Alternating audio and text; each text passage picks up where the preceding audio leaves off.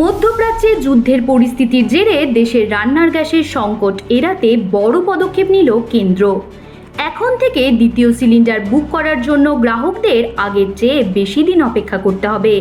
এই নতুন নিয়ম আজ থেকেই কার্যকর হচ্ছে। রান্নাঘরের খরচ সামলাতে সাধারণ মানুষের নাভিশ্বাস উঠছে। গত 7ই মার্চ থেকে এক ধাক্কায় সিলিন্ডারের দাম বেড়েছে 60 টাকা। দিল্লিতে এখন একটি 14 কেজি সিলিন্ডারের দাম 913 টাকা। কিন্তু দাম বাড়লেও মানুষের মধ্যে এক অদ্ভুত আতঙ্ক দেখা দিয়েছে। ফুরিয়ে যাওয়ার ভয়ে সবাই দ্রুত গ্যাস বুক করতে শুরু করেছেন।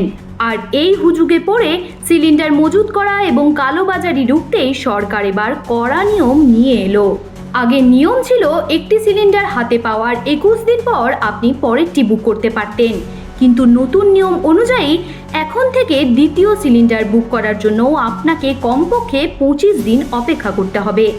অর্থাৎ 25 দিন না পেরোলে আপনি চাইলেও রিফিল বুক করতে পারবেন না। দেখা যাচ্ছে আগে যেখানে মানুষ গড়ে 55 দিনে একবার বুকিং করত, এখন তারা মাত্র 15 দিনেই বুকিং করার চেষ্টা করছে। এই অপ্রয়োজনীয় চাপ কমাতেই সরকার বুকিংয়ের মাঝখানের ব্যবধান বাড়িয়ে দিল।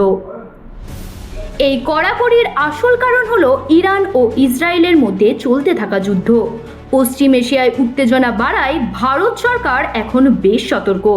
তাই ঘরোয়া সিলিন্ডারের যোগান স্বাভাবিক রাখতে রিফাইনারিগুলোকে নির্দেশ দেওয়া হয়েছে যাতে তারা এলপিজি উৎপাদন বাড়িয়ে দেয়। বাণিজ্যিক গ্যাসের যোগান ইতিমধ্যেই ধাক্কা খেয়েছে, তাই সরকার চাইছে সাধারণ মানুষের ঘরে যাতে অন্তত রান্নার গ্যাসটুকু ঠিকঠাক পৌঁছয়। এর জন্য অস্ট্রেলিয়া বা কানাডার মতো দেশগুলোর থেকেও গ্যাস আনার কথা চলছে।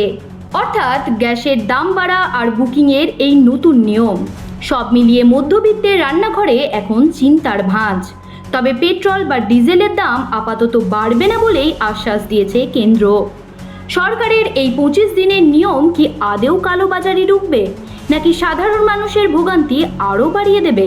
আপনাদের কি মনে হয় আমাদের অবশ্যই কমেন্ট করে জানান। জ্যোতি সরকারের রিপোর্ট, হেডলাইন্স কলকাতা।